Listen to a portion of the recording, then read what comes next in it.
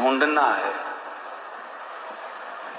तो उसके लिए सबसे मूल है सबसे श्री सुभाष चंद्र अग्रवाल जी बासैया, श्रीमती रेणु अग्रवाल जी, श्री सौरभ अग्रवाल जी बासैया, श्रीमती सोनल अग्रवाल जी एवं समस्त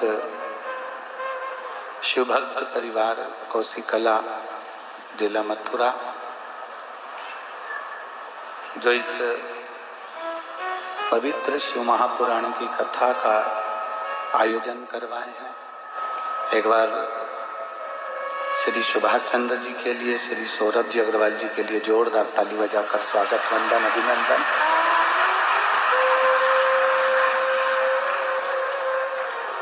भक्ति और मुक्ति का साधन है शिव महापुराण की कथा।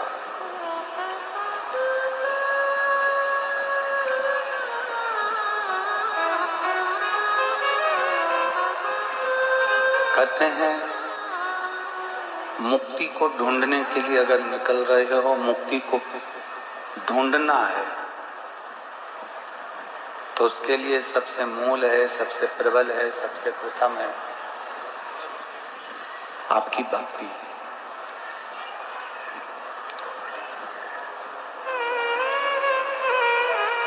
हृदय में अगर भक्ति नहीं है, हृदय में भक्ति का निवास नहीं है, हृदय में भक्ति विराजमान नहीं है तो मुक्ति भी सरलता से मिलती नहीं।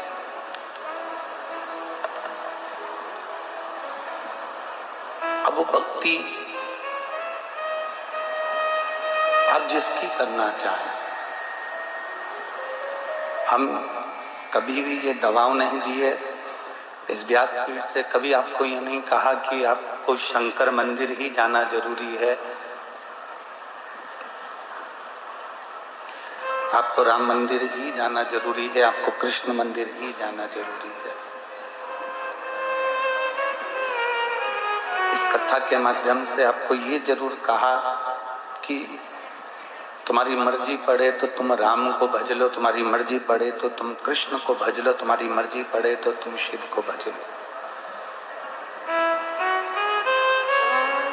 तुम्हारी मर्जी हो माँ जगत जननी दुर्गा भवानी अष्टभुजा धात्री देवी को भज लो। ये आपके ऊपर निर्भर करता है कि आप किसका भजन कर रहे हो, आप किसको भज रहे हो। पर शिव कथा कहती है कि भजन करना तो ऐसा करना, भक्ति करना तो ऐसी करना कि मुक्ति के समय पर, प्राण त्यागने के समय पर कोई दूसरे का स्मरण आए ना आए, कोई दूसरा याद आए ना आए, पर प्राण त्यागने के समय पर वो मेरा डमरूधर, मेरा शिव, मेरा राम, मेरा कृष्ण, मेरा बांके बिहारी का स्मरण आपकी चित्त वृत्ति में जरूर आए।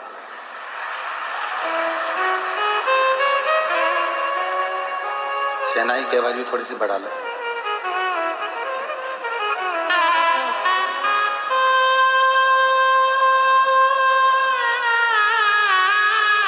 वो आपके स्मरण में आना चाहिए कि अंत समय प्रभु आना पड़ेगा और वचन दिया को निभाना पड़ेगा।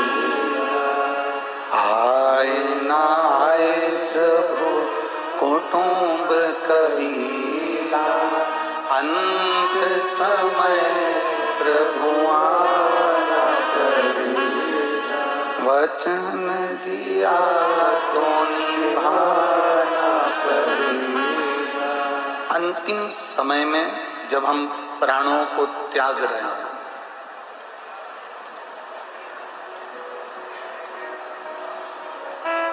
उस समय पर उस परमात्मा का स्मरण जरूर। हम पहले एक बार कथा में कहे थे, आप लोगों के स्मरण में होगा, जितने लोग टीवी पर कथा सुनते रहे हो, जितने लोगों ने कथा का स्मरण किया हो, कथा श्रवण करी हो, तो उन्होंने भी अपनी चित्तवृत्ति में ये बात उतारी होगी, उन्होंने भी अपने भीतर ये बात को उतारा होगा। हमने एक बार कथा में पहले भी कहा है, पहले भी वर्णन किया है कि परमात्मा से, भगवान से ये प्रार्थना करते रहना चाहिए, भगवान से ये कहते रहना चाहिए कि हमारे आने की सूचना आप 9 महीने पहले दे देते हो। बोलो सही है कि गलत है? अरे जम के तो बोलो, सही है ना? भगवान से कहते रहना चाहिए कि हमारे आने की सूचना आप 9 महीने पहले दे देते हो।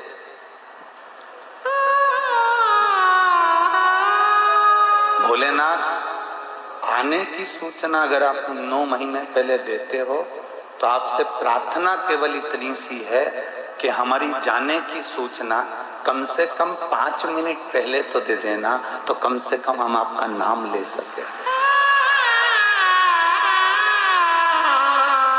जब आने की सूचना 9 महीने पहले देते हो तो जाने की सूचना भी 5 मिनट पहले मिले, तो हम आपका भजन कर सके, हम आपका स्मरण कर सके। पर ऐसा नहीं होता। आने की सूचना भले तुमको 9 महीने पहले मिल जाए, पर जाने की सूचना 5 मिनट पहले, 2 मिनट पहले, 1 मिनट पहले नहीं मिलती है। प्राण पखेरु कब उड़ जाए, कब चले जाए, इसका कोई ठिकाना नहीं। शायद इसलिए रामकृष्ण परमहंस जी से स्वामी विवेकानंद जी ने प्रश्न किया था कि भगवान का भजन कब करना चाहिए, तो रामकृष्ण परमहंस जी ने स्वामी विवेकानंद जी से कहा था कि मरने के 1 मिनट पहले भगवान का भजन करना चाहिए।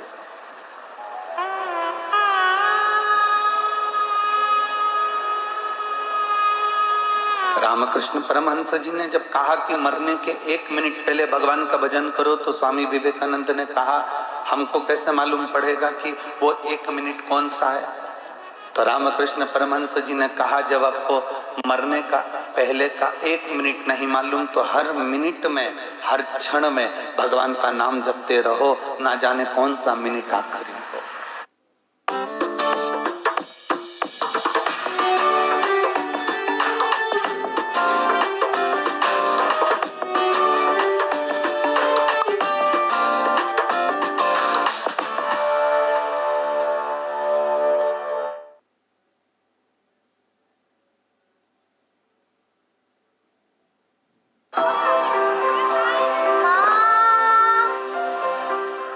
Shields us from the world's envious gaze.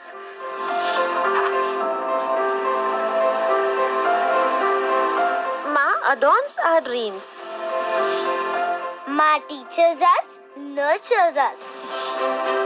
Ma empowers us to stand on our own feet. Ma struggles endlessly for us.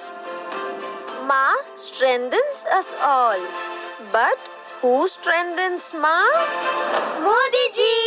By giving some tap water connections, gas connections for some, providing one with a toilet, another with electricity, providing loans to some, making some digital. If my mother is strong, then Bharat Ma is strong. This is Modi government's guarantee. Thank you, Modi ji.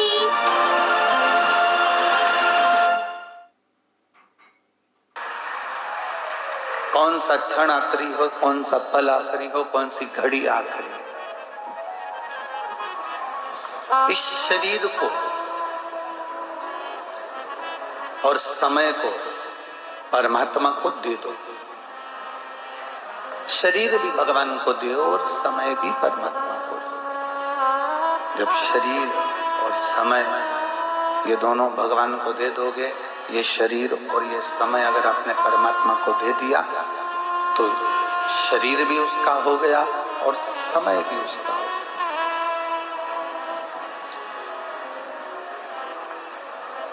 शरीर भी उसका, समय भी उसका। हम भगवान को बेलपत्र दे देते हैं, पुष्प दे देते हैं, भगवान को प्रसाद दे देते हैं, भगवान को चंदन दे देते हैं, भगवान को श्रीफल दे देते हैं, भगवान को पेड़ा दे देते हैं, भगवान को लड्डू दे देते हैं, भगवान को सारी सामग्री हम दे देते हैं। पर भगवान को हम दो चीजें नहीं दे पाते, एक है शरीर और एक समय।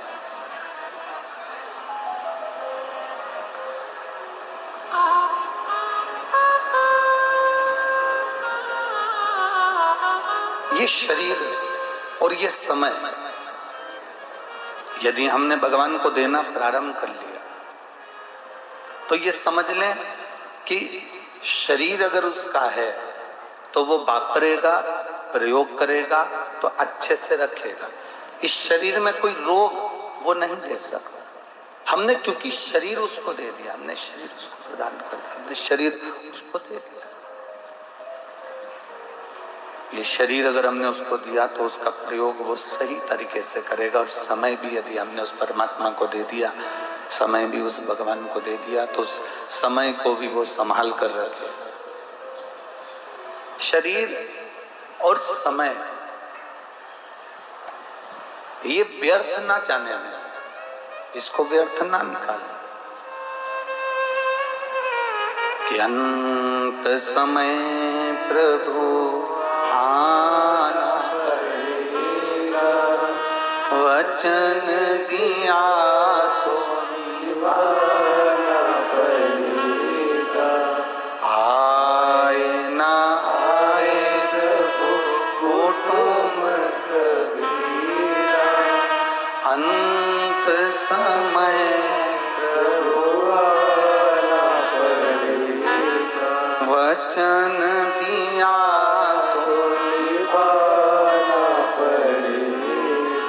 अंत समय प्रभु आना पड़ेगा। शरीर भी दे दो उसको, समय भी दे दो उसको। जब ये शरीर उसका हो गया, समय भी उसका हो गया तो वो संभाल लेगा। रोग कब आया, बीमारी कब आई? जब शरीर को आपने अपना बनाकर रखा।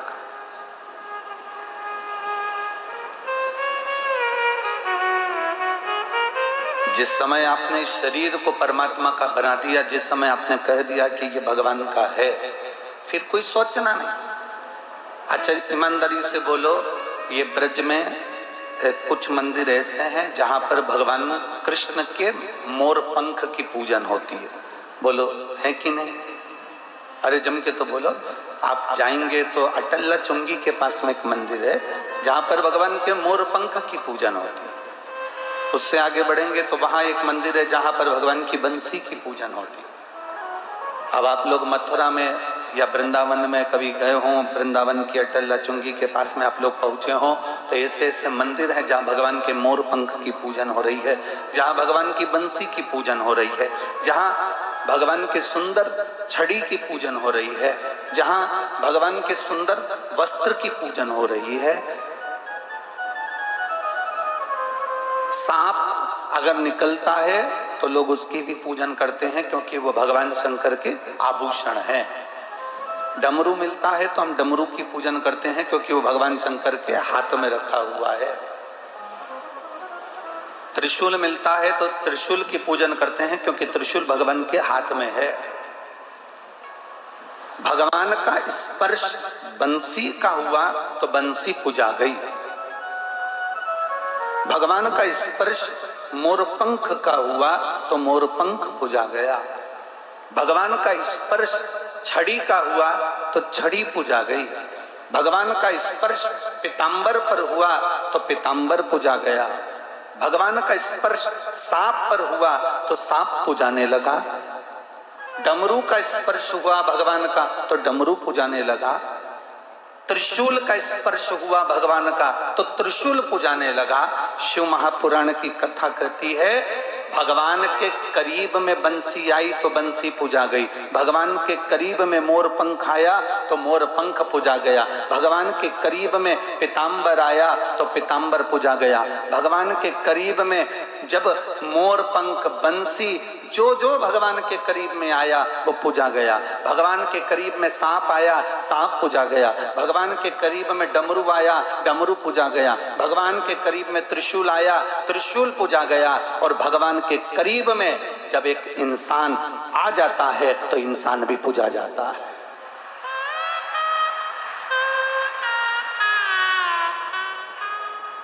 आप उसके स्पर्श में आओ तो आप उसके करीब में आओ, आप उसके नजदीक में आओ, आप उसके पास में आओ। जब आप उसके नजदीक में आओगे, जब आप उसके स्पर्श में आओगे, जब आप उसके नजदीक में पहुंचोगे, जब आप उसके पास में पहुंचोगे, उसका करीब में जब आप पहुंचोगे तो आप भी पूजा जाओगे, आपकी भी पूजन हो जाएगी। बस उसके नजदीक में जैसे जैसे आएंगे, जैसे जैसे उसके पास में पहुंचेंगे, जैसे जैसे उसके करीब में पहुंचेंगे, वैसे वैसे आप भी पूजाना प्रारंभ कर देंगे। आप भी उसके नजदीक में पूजाना प्रारंभ कर देंगे। करीब में आओगे और पूजा।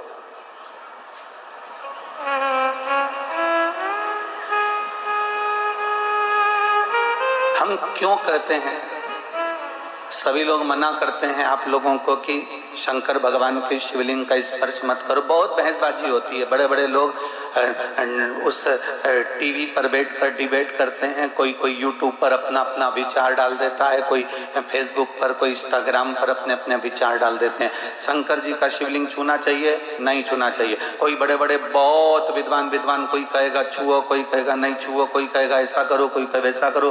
कई लोग विरोध भी करेंगे कि शंकर जी पे चढ़ा हुआ जल मत पियो, कोई कहेगा शंकर जी का शिवलिंग का स्पर्श मत करो, कोई कहेगा बेलपत्री चढ़ी हुई ना खाओ। ये आपके ऊपर निर्भर करता है। जिसने पुराण नहीं पढ़ी वो संकोच करेगा, जिसने शिव महापुराण को, लिंग पुराण को, नर्मदा पुराण को, स्कंद पुराण को जिसने दिल से एक बार भी पढ़ लिया वो कभी विचार नहीं करेगा।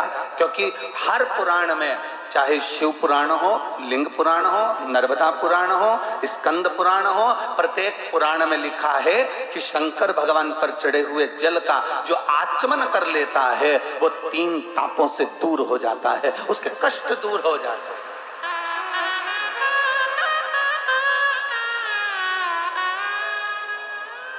मेडिकल पे से दवाई लेकर खाओगे, कितनी भी खा लो असर नहीं करने वाली। डॉक्टर लिखेगा और डॉक्टर की लिखी हुई दवाई खाओगे तो 5 दिन की दवाई लिखेगा और 3 दिन में ठीक कर देगा। बोलो सही है कि गलत है? जम के बोलो जरा।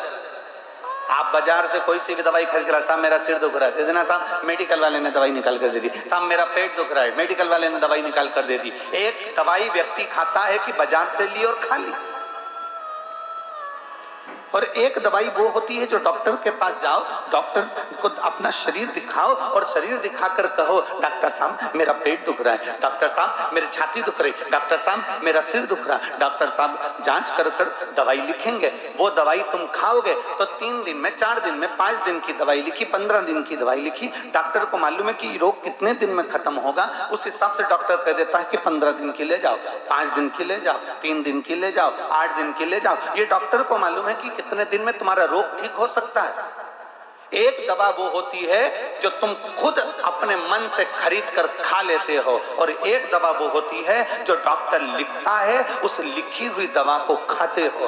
बाजार से अपने मन से ली हुई दवा खाओगे तो किडनी और लीवर ये दोनों उस दवाई से डैमेज होते चले जाते हैं, क्योंकि तुम अपने मन से लेकर खा रहे हो। जो मिल गई खा लिया, सिर दर्द तक खा लिया, पेट दर्द तक खा लिया। एक दवाई वो होती है जो तुम अपने मन से लेकर खाते हो, और एक दवा वो होती है जो डॉक्टर लिख कर देता है, खाते हो।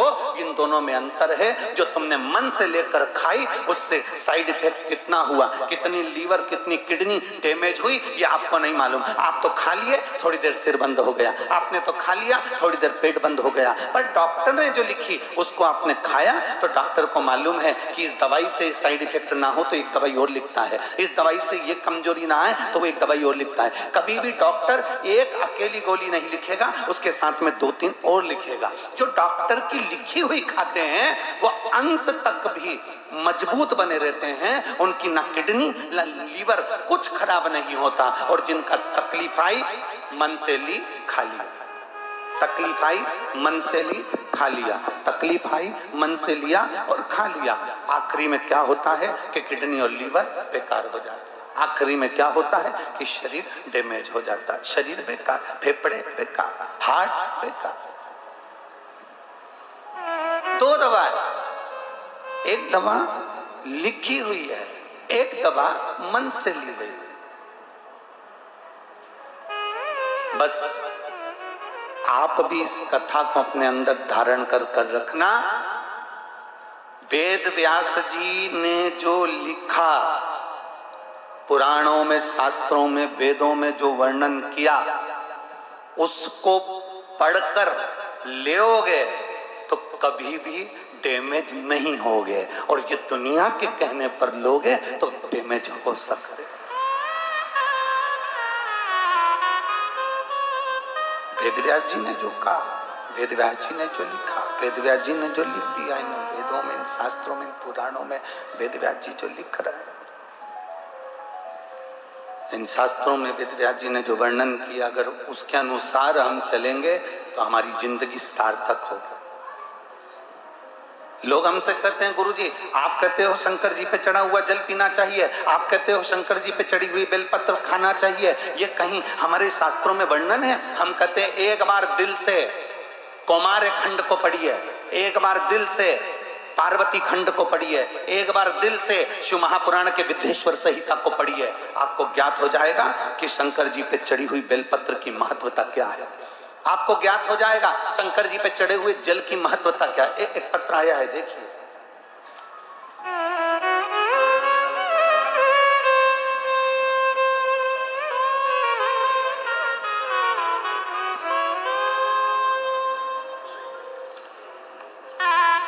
ज्योति गौतम, राजेश गौतम मथुरा से हैं, कहीं बैठे हो तो हाथ हिलाइएगा।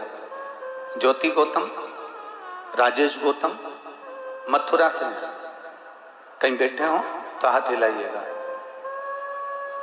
जहां भी बैठे हो अपने दोनों हाथ हिलाइएगा। ज्योति गौतम, राजेश गौतम मथुरा। मोबाइल नंबर ये है, तेरी कृपा बिना न हिले एक भी अणु, लेते हैं श्वास तेरी कृपा से तनु तनु। गुरुदेव, मेरा नाम ज्योति गौतम है, मेरे पति का नाम राजेश गौतम है। हमारी शादी गुरुदेव 20 साल पहले हुई थी। गुरुदेव 1 दिसंबर 2022 को 2002 को मेरी शादी हुई है। गुरुदेव 1 दिसंबर 2002 को मेरा शादी हुआ और मेरे यहाँ 20 साल से कोई औलाद नहीं थी गुरुदेव। और गुरुदेव जब शादी हुई उसके बाद से मेरा गर्भ नहीं ठहरा, ना मुझे संतान की प्राप्ति हुई।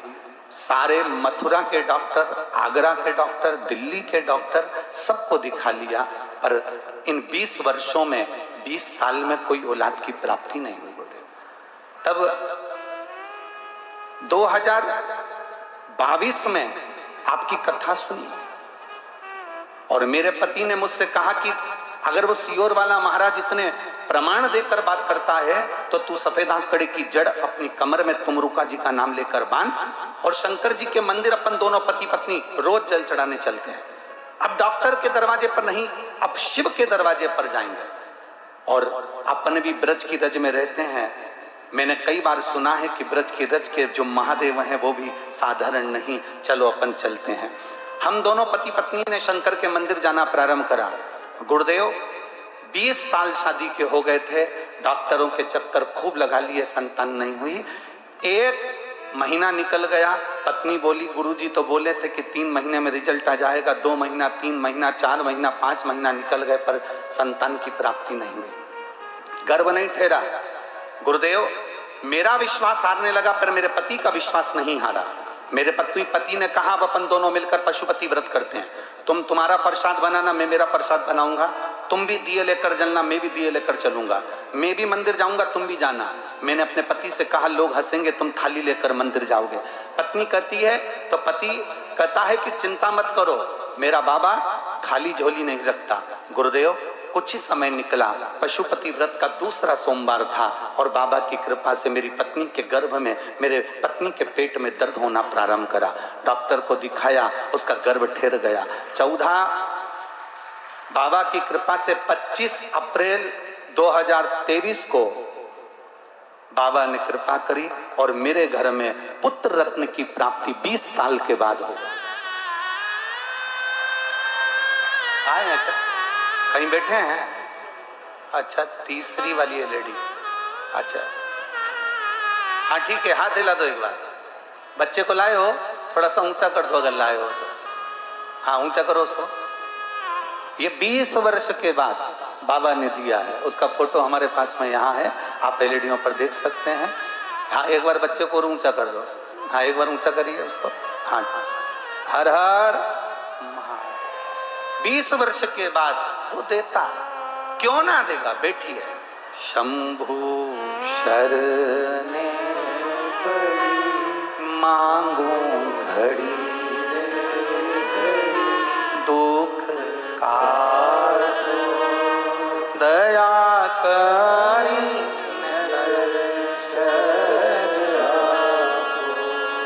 उनसे निवेदन है जो 20 साल के बाद लाला हुआ है उसको लेकर व्यासपीठ पर आए, थोड़ी सी जगह कर कर आप जरूर पहुंचे। हर हर शिव है वो घड़ी है, वो शंकर है। आप उसका स्मरण, आप उसका भजन, आप उसका कीर्तन, आप उसका मंत्र जाप, आप उसका नाम जाप, आप उसका हृदय से जब भजन करते हैं, कीर्तन करते हैं, मंत्र जाप करते हैं, नाम जाप करते हैं, स्मरण करते हैं तो वो सुख देता है, वो आनंद देता ही। साधारण नहीं है शिव, उसको पहचानना साधारण नहीं है, उसको जानना साधारण नहीं है। शिव कथा कह रहे हैं। जिस दिन आप पहचान गए कि वेद व्यास जी ने जो लिखा है, जिस दिन आप जान गए कि वेद व्यास जी ने जो वर्णन किया है वो साधारण नहीं है, वेद व्यास जी जो लिखे हैं वो साधारण नहीं है।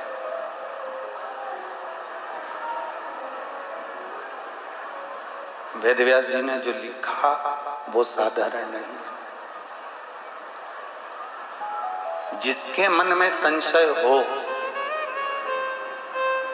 क्या शंकर भगवान को जल चढ़ाने का फल मिल सकता है? अभी आपको कथा में कहा ये शरीर और ये समय दो शंकर जी को दे दो। क्या क्या चीज देना है? बोलो, जम के बोलो जरा।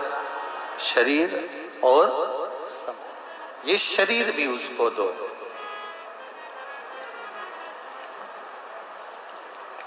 खुद की चीज होती है ना तो उसका लोग सही तरीके से उपयोग करते हैं।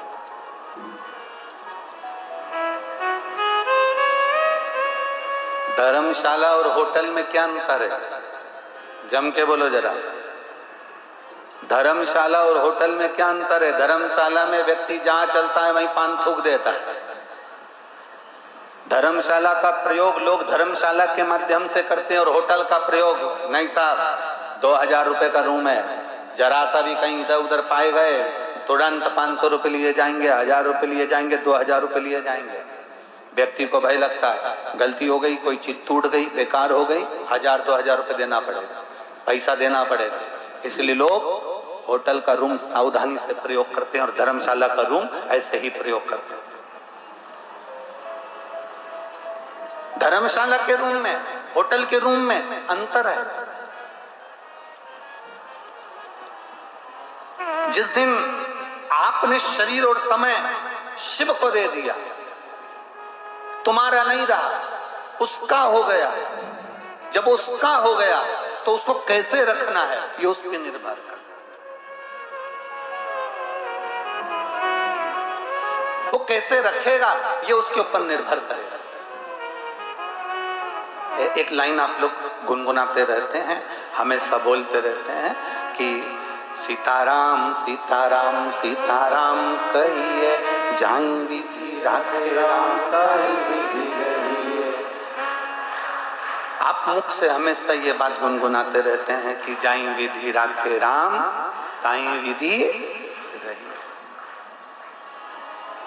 जैसा राम रखे वैसा रहने का प्रयास करो, जैसा राम रखे वैसा रखो।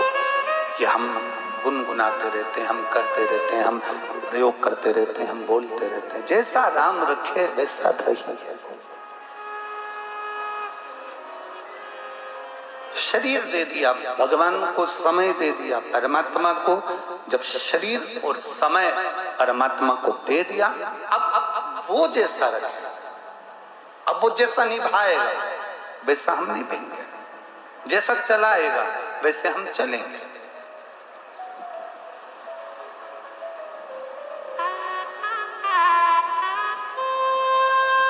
इस पंडाल में एक माँ बैठी हुई है जिसके बहुत समय के बाद तो बच्चा हुआ, और बच्चा जब गर्भ में आया तो डॉक्टर ने कह दिया उस माँ से कि तेरे बच्चे के पेट में और तेरे बच्चे के सिर में 9 mm की गठाने हैं। इसी पंडाल में बैठी, कहीं हम पत्र ढूंढे, अगर वो यहाँ हो तो निवेदन है कि वो खड़ी हो सकती है।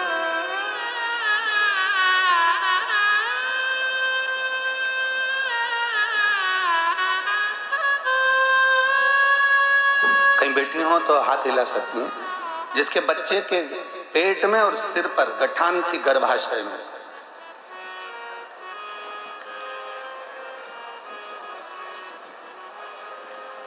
शंभो शरण पड़ी मानो, लीवर न शरीर कुछ भी डैमेज नहीं होगा, ना शरीर डैमेज होगा, ना किडनी डैमेज होगी, ना लीवर डैमेज होगा।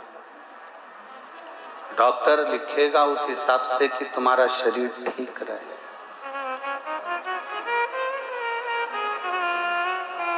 खुद के मन से खाओगे तो उसका कोई महत्व नहीं, खुद के मन से खाया तो हम उसकी महत्वता नहीं कह सकते कि उससे कोई तुम्हारे शरीर में दिक्कत होगी कि नहीं होगी।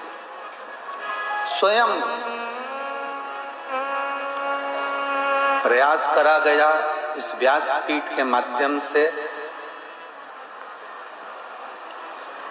कई वर्षों से जो यीशु महापुराण की कथा आप लोग श्रवण कर रहे हैं टीवी के माध्यम से, लोग पूछते हैं कि पंडाल में आने के बाद लोग घर जाते हैं तो बाबा ऐसा क्या कर देता है कि लोगों के पत्र व्यासपीठ पर आ जाते हैं। हम कहते हैं एक बार पंडाल में बैठकर कथा सुनकर देखो कि बाबा देता क्या क्या है। Good morning ma'am. अरे मैम, आप तो मैटरनिटी लीव पे जाने वाले थे ना? बस आज लास्ट डे है। बच्चों के प्री बोर्ड रिजल्ट्स देकर आई विल बी ऑफ। अच्छा, ध्यान रखिएगा। Thank you. Students pre boards में क्या देगा ये उसके ऊपर निर्भर करता है, ये उसके ऊपर जाता है कि वो क्या प्रदान करेगा, क्या देगा, कैसे देगा, ये उसके ऊपर निर्भर करता है। अंत समय प्रभु आना पड़ेगा, वचन दिया तो प्रेशर बढ़ाओ, प्रेशर बढ़ाओ। अंत समय प्रभु आना पड़ेगा, वचन दिया तो निभाना पड़ेगा। अंत समय में परमात्मा आएगा, अगर दिल से पुकारा गया है तो। दिल से पुकारा गया है तो वो आएगा जरूर, ये निश्चित है।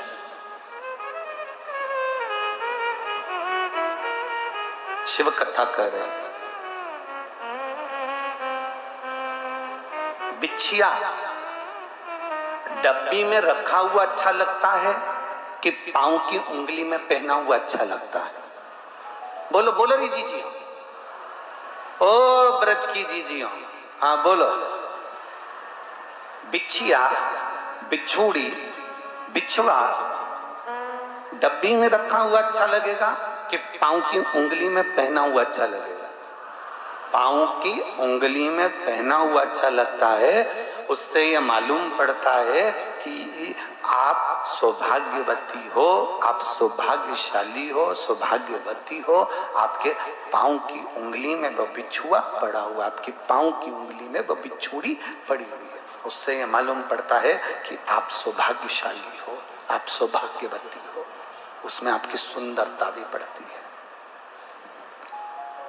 वो डब्बी में अच्छा नहीं लगेगा, वो डब्बी में श्रेष्ठ नहीं लगेगा, उसमें डब्बी में उसकी सुंदरता नहीं आएगी।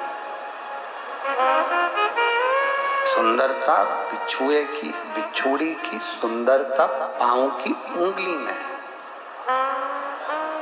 बिछुड़ी की सुंदरता पांव की उंगली में है। उससे मालूम पड़ता है कि तुम सौभाग्यशाली हो, सौभाग्यवती हो। बिछुए की सुंदरता पांव की उंगली में होती है और उससे मालूम पड़ता है कि सौभाग्यवती हो।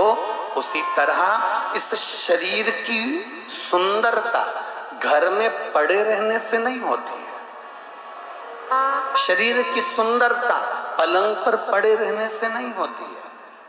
तुम्हारे घर में तुम्हारा बेटा, तुम्हारे घर में तुम्हारा पति, तुम्हारे घर में तुम्हारी पत्नी, तुम्हारे घर में तुम्हारा ससुर, तुम्हारे घर में तुम्हारी सास, तुम्हारे घर में तुम्हारी बेटी, तुम्हारे घर में घर का कोई व्यक्ति पलंग पर पड़ा हुआ है और घर में पलंग पर केवल पड़ा ही रहता है। जब देखो जब पड़ा ही मिलता है तो तुम्हें अच्छा लगेगा क्या? जम के तो बोलो जरा, नहीं लगेगा। बिछुआ, बिछुड़ी डब्बी में अच्छी नहीं लगती, पांव की उंगली में अच्छी लगती है और उससे मालूम पड़ता है कि ये सौभाग्यशाली है। उसी तरह ये शरीर पलंग पर पड़ा हुआ, घर में पड़ा हुआ, दुकान पर पड़ा हुआ, चौराहे पर पान की दुकान पर खड़ा हुआ या हॉस्पिटल में पड़ा हुआ, होटलों पर पड़ा हुआ, कहीं अच्छा नहीं लगता। ये शरीर एक जगह पर अच्छा लगता है, अगर वो कथा के पंडाल में पड़ा हुआ है और बैठा हुआ है तो अच्छा लगता है। ये शरीर मंदिर में पड़ा हुआ है, मंदिर में खड़ा हुआ है तो अच्छा लगेगा।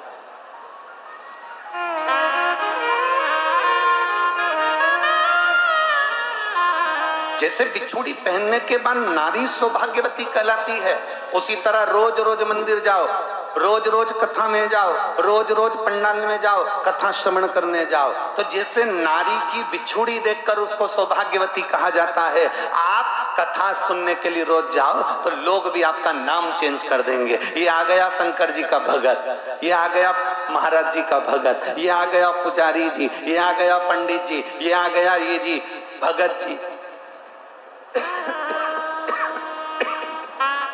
लोग आपका नाम चेंज कर।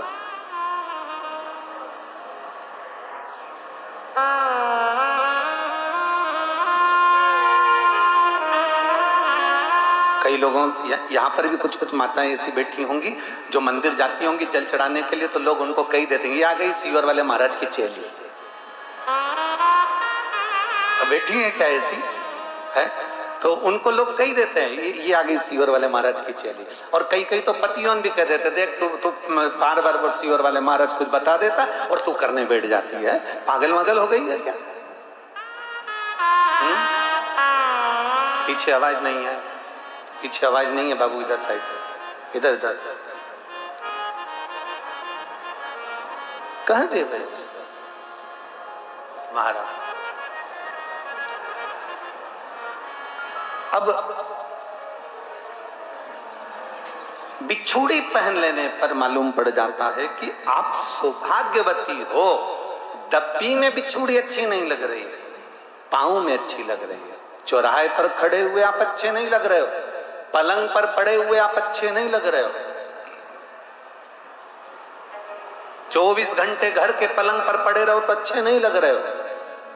आप जब कथा के पंडाल में जाएं, शिव के द्वार पर जाएं, शंकर जी को एक लोटा जल समर्पित करने के लिए जाएं, तब समझना कि आप शंकर के हो गए। ये शरीर और समय ये तुमने शिव जी को दे दिया, अब शरीर और समय शिव का हो गया, तो वो उसको साध लो, फिर वो साध लो, उसको साध लो।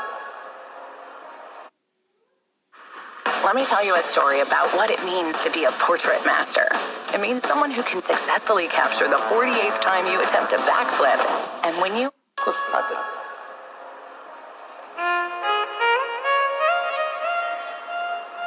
अच्छा समय आपने दिया है तो अच्छा समय वो भी देगा।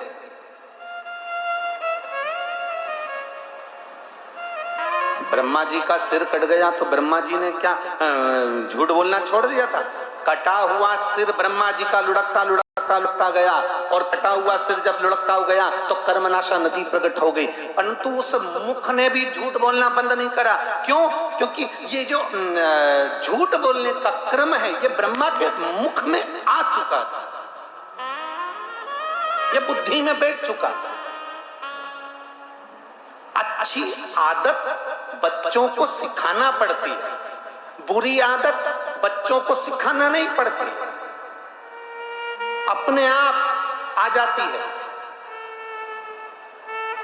अच्छी आदत बच्चों को सिखाना पड़ेगी। बेटा दूध पिया करो, बेटा जाओ पढ़ाई करा करो, बेटा चलो मम्मी को प्रणाम करो, पिताजी को प्रणाम करो, चलो मंदिर जाओ, एक लोटा जल उठाओ, शंकर जी को चढ़ा के आओ, चलो दादाजी आए उनको दंडवत करो, प्रणाम करो, बेटा झूठ मत बोलो, बेटा ऐसा मत करो। अच्छी आदत बच्चों को डालना पड़ेगी, अच्छी आदत बच्चों को सिखाना पड़ती है, पर बुरी आदत कोई माता पिता अपने बच्चे को नहीं सिखाते, पर बुरी आदत बच्चे में अपने आप आ जाती है, अपने आप आएगी। उस बच्चे को झूठ बोलने की आदत कभी मां नहीं डालती, परंतु अपने आप आ जाती है। बच्चे को गलत करने की आदत मां नहीं डालती, अपने आप आ जाती है। बच्चों में एक दूध पीने की आदत मां डाल रही है, पर कोई दुनिया की मां नहीं होगी जो अपने बच्चे के हाथ में मदिरा की दारू की बोतल पकड़ाती होगी, बुरी आदत डालती होगी। कोई संसार की मां नहीं होगी।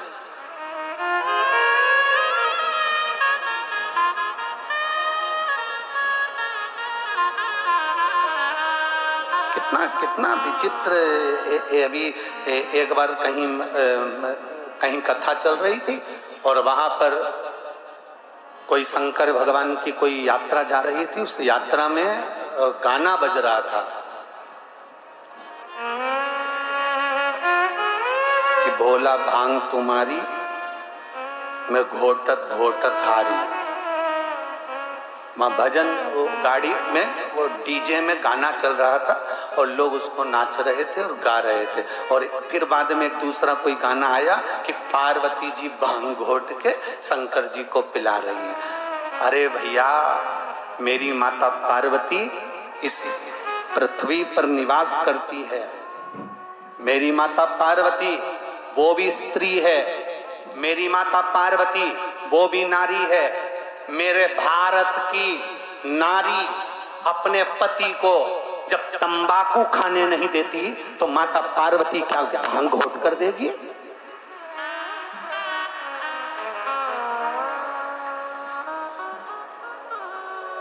पति अगर तंबाकू भी खाता है तो अपनी पत्नी के सामने नहीं खाता, चुपचाप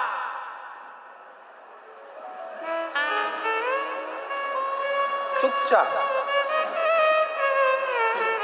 ऐसी कौन सी नारी बैठी है इस पंडाल में? ये लाखों की भीड़ है, लाखों की भीड़। ब्रज क्षेत्र की ये शिव पुराण एक पंडाल नहीं, एक पंडाल वो वाला गिन लो जो टेंट का लगा, दूसरा, तीसरा, चौथा, पांचवा, और पूरी भक्त जो बाहर बैठे हैं बिना पंडाल के। जरा अंदाजा लगाइए, लाखों की भीड़ में ऐसी कौन सी नारी बैठी है जो अपने पति को मदिरा पीने के लिए देती होगी? कौन सी नारी बैठी है जो अपने पति को तंबाकू खाने को देती होगी? ऐसी कौन सी नारी बैठी है जो अपने पति को गांजा पीने को देती होगी? ऐसी कौन सी नारी बैठी है जो अपने पति को चरस पीने को देती होगी? ऐसी कौन सी नारी बैठी है जो अपने पति को जहर पीने को देती होगी? भारत की भूमि पर कोई नारी अपने पति को तंबाकू नहीं देती। भारत की भूमि पर कोई नारी अपने पति को मदिरा पीने को नहीं देती। भारत की भूमि पर कोई नारी अपने पति को गांजा पीने को नहीं देती। तो मेरे पार्वती मैया भी शंकर भगवान को जहर नहीं दे सकती, ये निश्चित।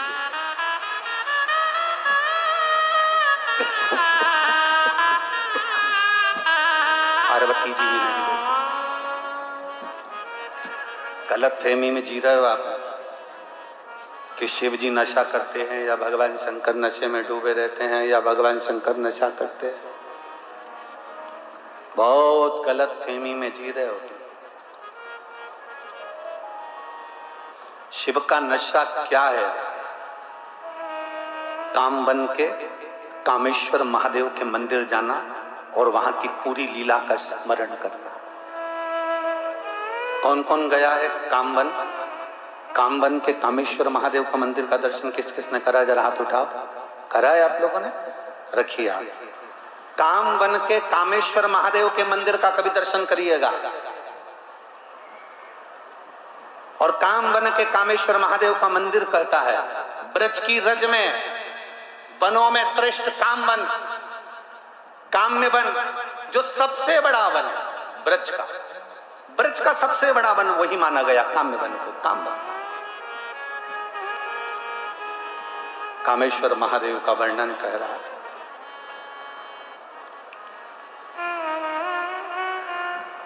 ये गलत भ्रांतियां लोगों ने भर दी। शंकर जी तो भांग पीते हैं, शंकर जी तो गांजा पीते हैं। शिव जी का फोटो बना दिया चिलम लगाते हुए, शंकर भगवान का फोटो बना दिया भांग घोटते हुए, शंकर भगवान का फोटो बना दिया माता पार्वती के साथ भांग का लोटा लिए हुए। ये गलत, तुम्हारी सोच से परे है। ये चित्र बनाने वाला कुछ भी बनाए, उस चित्र की मूलता नहीं है। क्योंकि मेरा महादेव कभी नशा नहीं करता। अगर वो नशा करता है तो कभी कामवन में जाकर देखना कामेश्वर महादेव को, जहां पर माता पार्वती जी भगवान शंकर के सम्मुख में कामवन की उस धरा पर ब्रज के श्रेष्ठ वन में, काम्य वन में, कामवन के अंदर मां पार्वती जी तप करने के लिए बैठ गई। जब माता पार्वती जी तप करने के लिए बैठी, मां पार्वती जब तप में लीन हुई, माता पार्वती जी जब तप में लीन होती हैं, तप करने के लिए बैठती हैं। जब तप में माता पार्वती जी डूब जाती हैं, जब तप में मां पार्वती जी बैठ जाती हैं, देवाधिदेव महादेव उनको ढूंढने के लिए निकलते हैं। शिव जी पार्वती को ढूंढ रहे हैं। माता पार्वती जी को शंकर भगवान ढूंढ रहे हैं।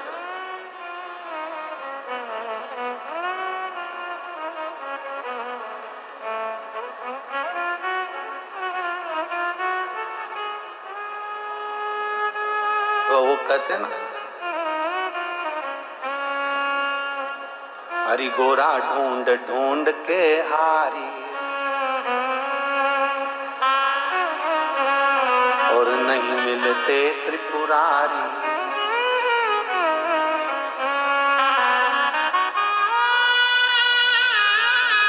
फिर कामवन आए त्रिपुरारी।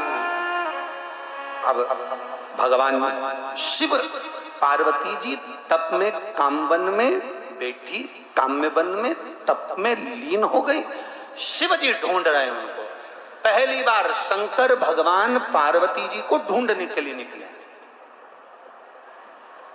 और कामवन की पवित्र भूमि पर ब्रज की रज में मेरे बाबा पहुंचे। मां जगत जननी को ढूंढते ढूंढते तो क्या देखते हैं कि माता तप साधना में लीन है, समाधि में लीन है। मां तप में डूबी हुई है, समाधि में डूबी हुई है, तप साधना में डूबी हुई है। मां तप साधना में लीन बैठी, मां ढूंढने के लिए निकली। शिव जी ने देखा पार्वती को, पूछा क्या कर रही हो? पार्वती जी बोली, प्रभु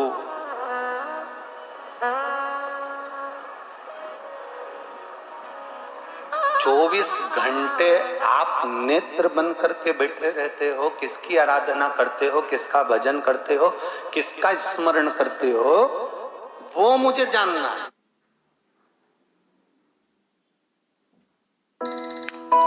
श्रेय, स्कूल, जिम्मेदारी, तू क्या है, क्यों है, मुझे जानना है, इसलिए मैं इस काम वन में आई हूं। काम वन में मेरी कामना पूरी करी है और मुझे बताओ कि आप किसकी अर्चना कर रहे हो, किसका भजन कर रहे हो। शंकर भगवान बोले इतनी सी बात पूछने के लिए तुझे काम वन में आने की जरूरत क्या थी? नहीं, मेरी कामना है जो आपको पूरी करना पड़ेगी। शिव जी ने कहा इस ब्रज के जो आदिष्ट देव हैं भगवान कृष्ण, उनकी मैं आराधना करता हूं और कृष्ण मेरी भक्ति में और मैं कृष्ण की भक्ति में डूबा रहता हूं। पर प्रभु, कृष्ण तो राधा का भी स्मरण करते हैं और राधा कृष्ण का स्मरण करती हैं। कृष्ण राधा का स्मरण करते हैं और राधा कृष्ण का स्मरण करती हैं। मुझे केवल इतना सा जानना है कि वो राधा तत्व है क्या? वो राधा है क्या? अब जरा ध्यान देना, दुनिया के लोग कहते हैं शंकर नशा करते हैं, शिव नशे में डूबे रहते हैं, शंकर भांग का नशा, गांजे का नशा करते हैं। दुनिया के लोग भ्रम में जी रहे हैं। भगवान शंकर जैसे ही पार्वती जी ने पूछा कि राधा तत्व क्या है, राधा नाम क्या है, राधा संबोधन क्या है,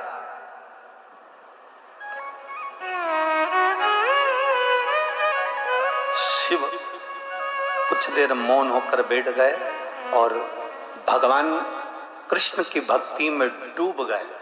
फिर पार्वती जी ने स्पर्श कर शंकर भगवान को हिलाया। मैं आपसे पूछ रही हूं राधा है कौन, राधा तत्व क्या है, राधा संबोधन क्या है? तब भगवान शंकर कहते हैं राधा का गुणगान तो शंकर कहते हैं मैं नहीं कर सकता। तो तुम नहीं कर सकते तो फिर कौन करेगा? शंकर भगवान कहते हैं कि मेरे दिल में जो कृष्ण बसा है उस कृष्ण को मैं राधा का गुणगान करने के लिए आमंत्रित करता हूं। मेरे दिल में जो कृष्ण बसा है, मेरे हृदय में जो श्याम बसा है, मेरे हृदय में जो कान्हा बसा है, वो गुणगान करेगा। आप पहचानते ही नहीं व्यक्ति को, और किसी ने कह दिया वो व्यक्ति तो ऐसा है, किसी ने कह दिया किसी को तुम जानते तक नहीं, पहचानते तक नहीं, और किसी ने कह दिया अरे वो उनसे मत मिलना, बहुत बेकार व्यक्ति है, बहुत बेकार, बहुत बेकार। अब किसी ने तुमसे कह दिया, तुमने उसको बेकार मान लिया, और किसी ने तुमसे कह दिया वो व्यक्ति अच्छा है तो तुमने अच्छा मान लिया। अरे जब तक उससे मिलो नहीं तब तक निर्णय पर मत पहुंचना कि वो बेकार है कि वो अच्छा है। एक बार मिलकर जरूर देखना कि वो अच्छा है कि बुरा है।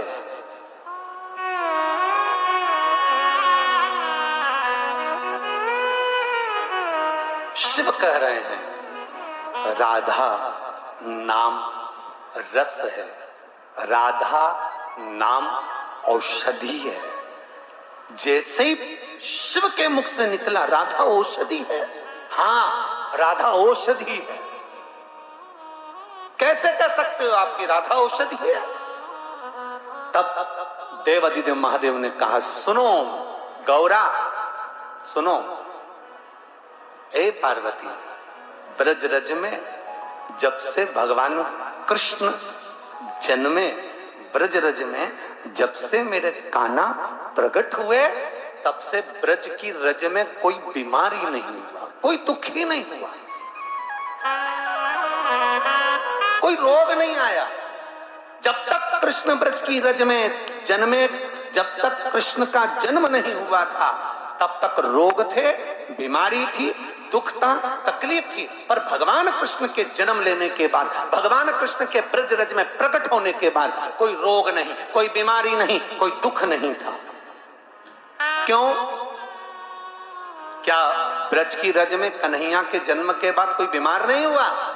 भगवान शंकर कहते थे बीमार भी होता था ना तो लोग कृष्ण को बुला लेते थे। फिर कृष्ण क्या करते थे? तो कहा कृष्ण जो बीमार होता था ना उसके कानों में कुछ कहकर चले जाते थे, और जो बीमार होता था वो 1 सेकंड में उठकर खड़ा हो जाता था। ये कृष्ण की वाणी थी।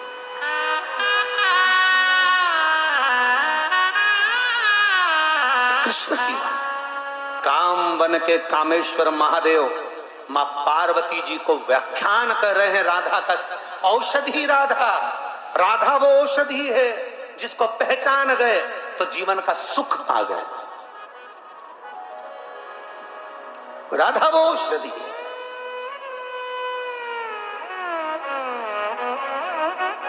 अरे दुनिया के लोग हंसते हैं, अष्टमी के दिन रात्रि के समय पर राधा कुंड का स्नान करने पर क्या संतान की प्राप्ति हो जाती? यहां एक नियम होगा है कि राधा कुंड का स्नान अष्टमी को हुआ करता है। ऐसा नियम क्यों? वो औषधि है राधा, संबोधन राधा का औषधि तत्व है।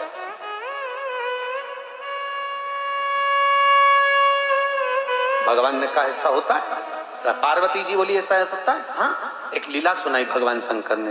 एक ब्रज में बूढ़ी माँ रहती थी, बुजुर्ग थी, वो बुजुर्ग थी, बूढ़ी थी। गांव में कोई भी महिला बीमार पड़ी, कोई बच्चा बीमार पड़ा, कोई पुरुष बीमार पड़ा तो इस बूढ़ी माँ को बुलाते थे, ये बूढ़ी माँ उसका इलाज कर देती थी। इसकी बहुत सत्ता थी, पूरे ब्रज में इस बूढ़ी माँ को लोग पूछते थे। बूढ़ी माँ आई और हाथ फेरा, ठीक कर दिया। बूढ़ी माँ का बड़ा वर्चस्व था, पर बूढ़ी माँ की सत्ता भी कब तक चली? जब तक कृष्ण का जन्म नहीं हुआ, भगवान कृष्ण प्रकट नहीं हुए। इसके बाद जब भगवान कृष्ण प्रकट हो गए, भगवान कृष्ण का जन्म हो गया, उसके बाद बूढ़ी माँ की सत्ता भी नहीं चली। और सावधानी से सुनना रे ब्रजवासियों, कई लोग कह देते हैं ब्रज में रहने वाले को डरने की जरूरत नहीं। ब्रज में रहने वाला कभी मुख से ये मत कहना कि किसी ने तुम्हारे ऊपर टोना कर दिया। ब्रज में रहने वाला कभी मत कहना कि तुम्हारे ऊपर किसी ने चौकी बिठा दी। ब्रज में रहने वाला कभी मत कहना कि तुम्हारे ऊपर किसी ने टोना करा, कि टोटका करा, कि किसी ने नींबू पटका, कि किसी ने मिर्ची पटकी, कि किसी ने जादू करा, कि तंत्र विद्या करी, कि मंत्र विद्या करी। ब्रज की रज में कृष्ण और राधा बसते हैं, इसलिए इस रज पर न टोना होता है न टोटका होता है।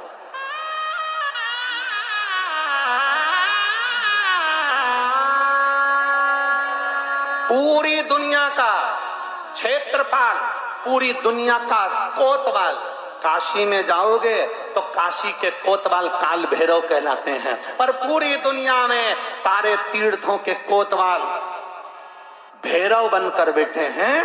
केवल ब्रज 84 कोस ऐसा है जहां का कोतवाल महादेव बनकर बैठा है। भूतेश्वर, चकलेश्वर, कामेश्वर ये स्वयं कोतवाल बनकर बैठे हैं। केवल एक ब्रज की रज ऐसी है जहां का कोतवाल शिव है, जहां का क्षेत्रपाल शिव है। नहीं तो काशी के क्षेत्रपाल और कोतवाल भी काल भैरव है। उज्जैनी के क्षेत्रपाल स्वयं भैरव हैं। सारी दुनिया के जितने तीर्थ हैं, हरिद्वार, प्रयागराज, सबके कोतवाल भैरव कहलाते हैं। पर केवल एक ब्रज की रज ऐसी है जहां का कोतवाल स्वयं भूतेश्वर, चकलेश्वर, कामेश्वर, अशेश्वर भगवान शिव कहलाते हैं। यहाँ का कोतवाल क्षेत्रपाल मेरा शंकर है, मेरा शिव है। दुनिया में लोग मरते हैं उसका हिसाब भैरव को देना पड़ता है, और ब्रज में जो मरता है उसका हिसाब शंकर को देना पड़ता है, शिव को देना पड़ता है। अकाल मृत्यु वो मरे जो काम करे चंडाल का, काल उसका क्या बिगाड़े जो भक्त हो मां काल का। ब्रज में सारी दुनिया में मरोगे उसका हिसाब भैरव देगा, पर ब्रज 84 कोस में कोई मर भी गया, प्राण छूट भी गए तो उसका हिसाब शंकर जी को, भूतेश्वर को देना पड़ता है। मथुरा में विराजमान भूतेश्वर उसका हिसाब देते हैं। गोवर्धन परिक्रमा में चलते चलते ब्रजरज में कोई चले गया तो चकलेश्वर हिसाब देते हैं। वन क्षेत्र में कोई मर गया तो कामेश्वर, अश्वेश्वर हिसाब देते हैं। जी ये हिसाब देने के लिए बैठे हैं कि इनका हिसाब देना पड़ेगा।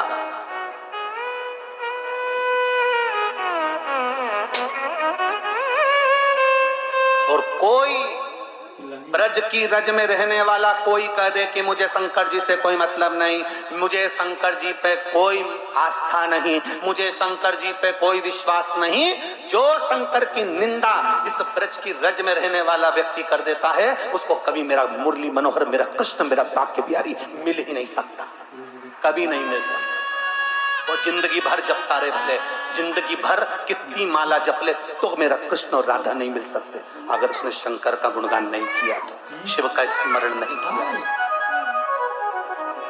क्या है? जप ले। मैं आ रहा हूँ।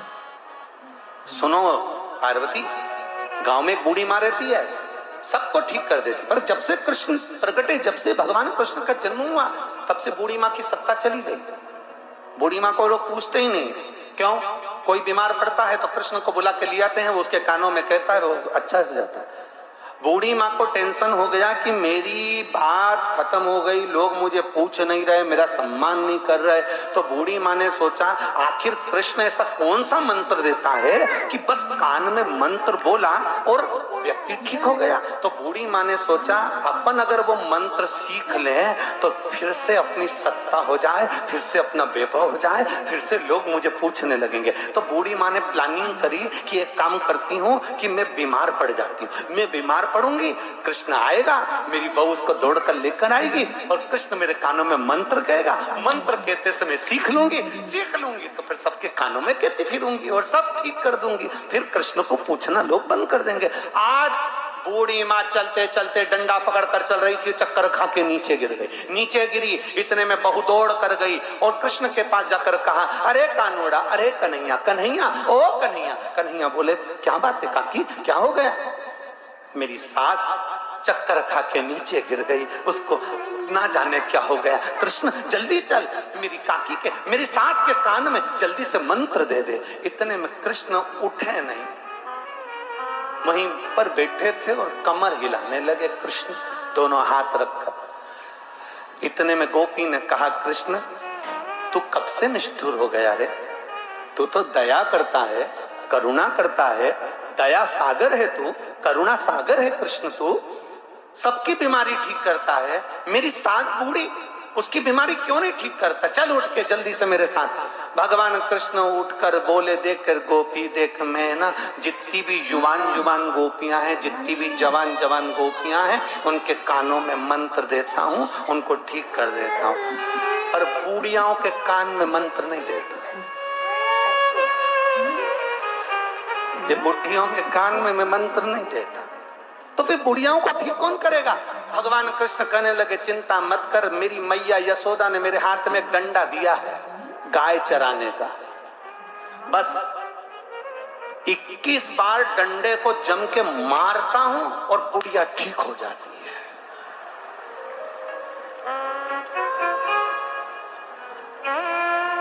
इतने में गोपी ने कहा, कुछ भी कर पर मेरी सास को ठीक कर दे, ले चल डंडा।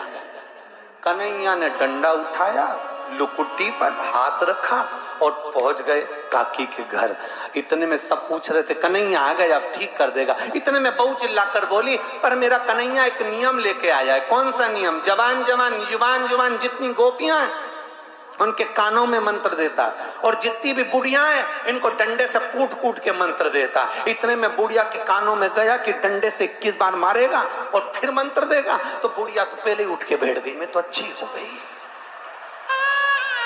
एकदम बढ़िया, चकाचक। बुढ़िया ने कृष्ण को देखा, हाथ जोड़कर कहा, रे लाडले इधर, गोदी में बिठाया, कृष्ण से कहा, कन्हैया एक बात पूछूं तुझसे, एक बात कहूं तुझको? कृष्ण कहते हैं, माँ बोल, क्या कहती है? कृष्ण तो कौन सा मंत्र ऐसा औषधि के रूप में दे देता है कि बीमार पड़ा व्यक्ति एक क्षण में उड़ जाता है? तब कन्हैया ने कृपा करी, काकी के कान में मंत्र दे दिया, राधा। कौन सा मंत्र दिया?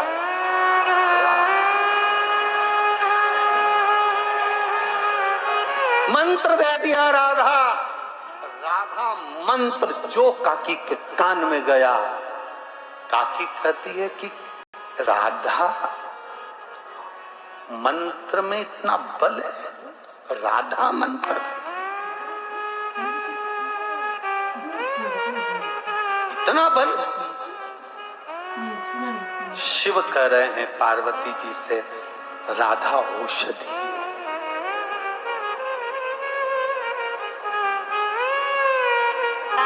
राधा राधा नाम रटत है जो नर आठो याम,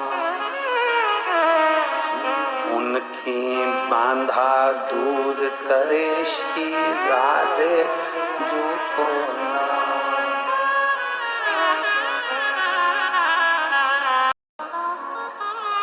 हरी सुन बरसाने वाली गुलाम तेरो बनवारी सुन बरसाने वाली गुलाम तेरो बनवारी हरी सुन बरसाने वाली गुलाम तेरो बनवारी सुन बरसाने वाली गुलाम तेरो बनवारी तेरी पायलिया पे बाजे मुरलिया तेरी पायलिया पे बाजे मुरलिया ओ तेरी पायलिया पे बाजे मुरलिया तेरी पायलिया पे बाजे मुरलिया ओ छम छम नाचे गिरधारी गुलाम तेरो